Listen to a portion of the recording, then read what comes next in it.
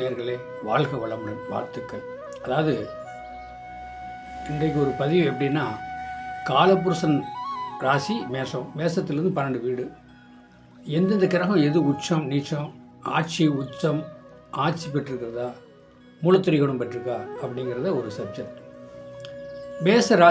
மேஷ ராசியில் வந்து எப்படின்னா, மேஷ ராசின்னா சூரியன் உச்சம், சந்திர பகவான் சம கிரகம். அதே செவ்வாய் ஆட்சி பெறார், மேசத்தில் செவ்வாய் ஆட்சி பெறார். செவ்வாய்க்கு அது முருகப்பெருமான், மலை மேல் உள்ளவெல்லாம் குன்றுள்ளக்கம்லாம் குமரன் அப்படின்னு சொல்லலாம். புதன் சமம், குரு நட்பு, சுக்கிரன் சமம், சனி நீச்சம். அங்கே மேசத்தில் சனி நீச்சம் ஆகிறார். அதே ராகுகேது பகை வீடு. மேசத்துக்கு மேச ராசி மேச லக்கணத்தில் இது ராகுகேது இருந்தாலும் அது பகை வீட்டில் இருக்கிறாங்க. அது அந்த ராகுகேதுக்கு மட்டும்தான் பகை வீடு.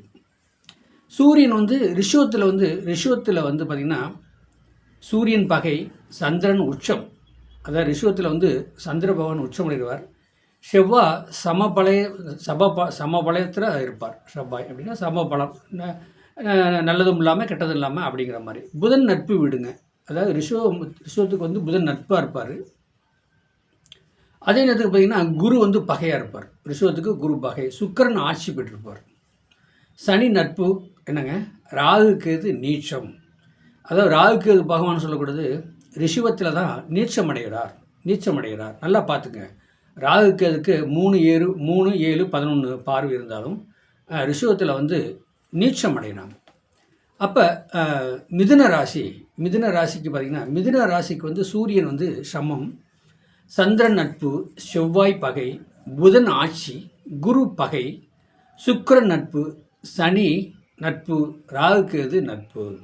மிதுனத்தில் மிதுன பாருங்கள், இந்த மிதுன ராசி மிதுன லக்கணக்காரங்க நீங்கள் எல்லோரும் இருந்தாலும் பாருங்கள். இப்போ நான் ஏன் இவ்வளோ காலபுருஷனுக்கு 12 வீடு மீன வரைக்கும் நான் ஏன் சொல்கிறேன்னா, எந்தெந்த கிரகம் ஆட்சி உச்சம் நீச்சம் மூலத்திரிகோணம் இதெல்லாம் நீங்கள் தெரிஞ்சுக்கணும். தெரிஞ்சிங்கன்னா தான் அந்த பலன் எடுக்க சௌரியமாக இருக்கும். இல்லை பாமர மக்கள் கூட நீங்கள் அதை பார்த்து தெரிஞ்சுக்கலாம் எப்படிங்கிறது. அப்படி அந்த மாதிரி. சரி, அடுத்து எப்படின்னா சமம். அடே சூரியன் எப்படின்னா, அதாவது கடகத்தில் இதே இன்னொன்று சொல்ல பாருங்களேன். இப்போ மிதுனத்தில் சூரியன் சமம், சந்திரன் நட்பு, செவ்வாய் பகை, புதன் ஆட்சி, குரு பகை, சுக்கிரன் நட்பு, சனி நட்பு. ஆனால் அதே ராகுகேது நட்பு தான். பாருங்க, அதே பாரு அதாவது ரிஷுவத்தில் ராகுகேது நீச்சம், அதாவது மேசத்தில் ராகுகேது பகை. இப்படி மிதுனத்தில் நட்பாக வர்றார். சரி, கடகத்தில் சூரியன் சமம், சந்திரன் ஆட்சி, செவ்வாய் நீச்சமாகிறார். அப்போ புதன் பகை, குரு கடகத்தில் குரு உச்சமாகிறாரு, செவ்வாய் நீச்சமாகிறாரு.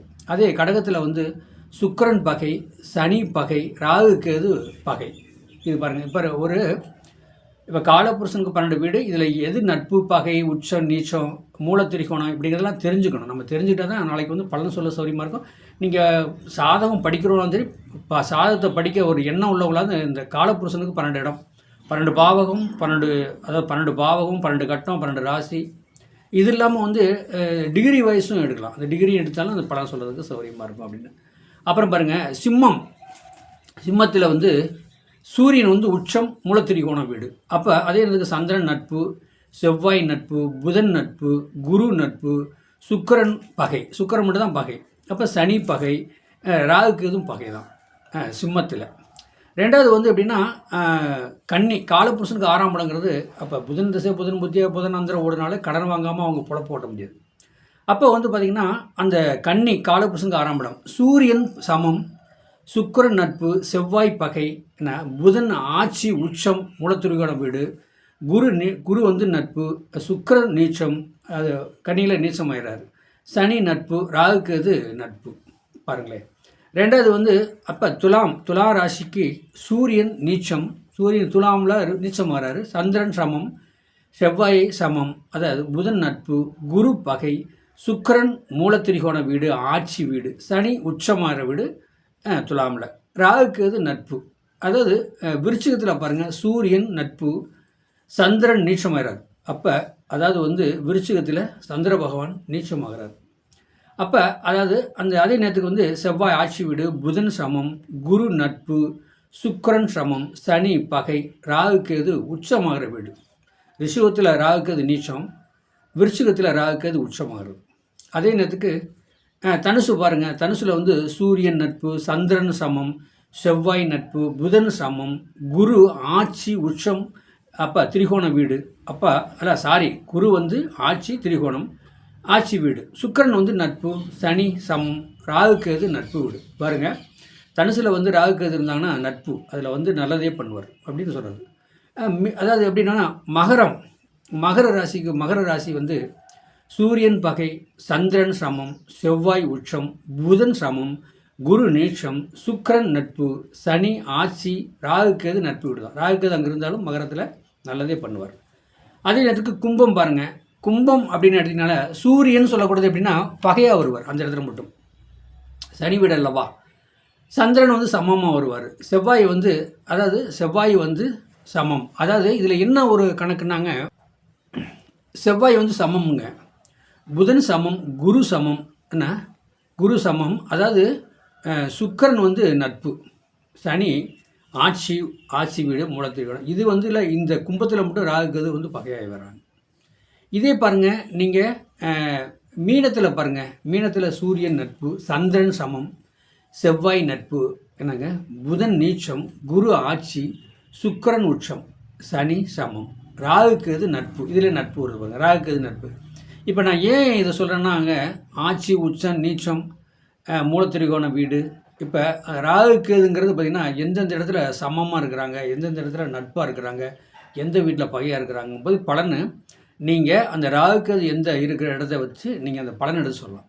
பலன் இப்போ வந்து பெரும்பாலும் இந்த கலியுகத்தை ஆண்டுகிட்டு இருக்கிறதே ராகு பகவான் தான்.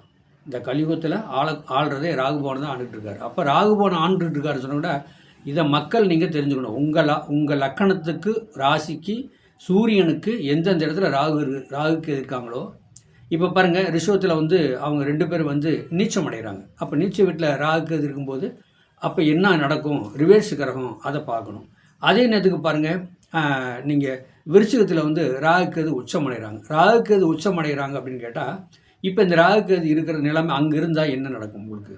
என்னங்க, சந்திரன் நீச்சமானாலும் மனோகாரகன் நீச்சமானாலும் ராகுகேது இருக்கும்போது உச்சமட்டனில் அப்படியே ரிவர்ஸ் பலனை வந்து அவங்க ரிவர்ஸில் போகிறவங்க ரிவர்ஸ் பலனை வந்து உங்களுக்கு அள்ளி கொடுத்துட்டு போயிடுவாங்க. இதுதான் வந்து அதாவது மேச ராசி காலபுருஷனுக்கு வந்து பரிணாமம் மீனமாக வரும். இந்த 12 கட்டத்துலேயும் யார் நீச்சம், உச்சம், ஆட்சி, திரிகோணம், இதை வந்து நீங்கள் மெயினாக தெரிஞ்சுக்கிட்டு பலன் எடுத்து சொன்னீங்கன்னா வாழ்க்கையில் செய்யலாம். இதை வந்து பாமர மக்கள் கூட தெரிஞ்சுக்கலாங்க. இப்போ நீங்கள் லக்கணமாக எடுத்து பேசலாம், ராசியாக எடுத்து பேசலாம், ஒன்றும் பிரச்சனை இல்லை. லக்கணத்துக்கு பாருங்கள், அதில் வந்து இந்த கிரகங்கள்லாம் சப்போர்ட் இல்லாமல் இருந்தால் ராசிக்கு பாருங்கள், உங்களுக்கு கண்டிப்பாக சப்போர்ட் கிடைக்கும். சரி, ராசிக்கே இல்லைன்னா சூரியனை கணக்கு எடுக்க பாருங்கள். சூரியனை லக்கணமாக போட்டு நீங்கள் கணக்கு எடுத்து பாருங்கள், நீங்கள் வாழ்க்கையில் செய்ப்பீங்க, வாழ்க்கையில் முன்னுக்கு வருவீங்க. ஏங்க, இந்த பிரபஞ்சம் பஞ்சபூதம் இறைவா அப்படின்னு சொல்லி நீங்கள் நம்பி இருங்க. இந்த பிரபஞ்சம் வந்து உங்களுக்கு நல்லதே பண்ணுங்கள், வாழ்க்கையில் நீங்கள் செய்யலாங்க. வாழ்க வளமுடன். வாழ்த்துக்கள் நண்பர்களே.